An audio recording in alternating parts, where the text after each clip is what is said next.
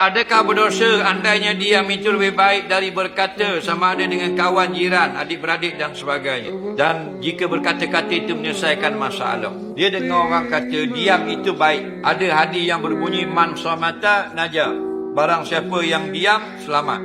Dia pun tak cakap dengan jiran, tak cakap dengan adik-beradik. Salah tu. Diam selamat ni, diam ketika berkata-kata itu berdosa. Jangan cakap.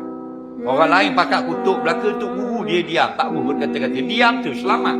Adapun diam daripada benda kebenaran haram. Siapa yang diam dari bercakap perkara benar adalah syaitan yang bisu. Orang alim pula tahu halal haram didiamkan pula. Maka dia akan pakai besi api neraka letak pada mulut. Lepas tu orang yang tahu hukum jangan diam, jangan takut pada siapa pun. Allah kata jangan takut manusia, takut hanya pada Allah.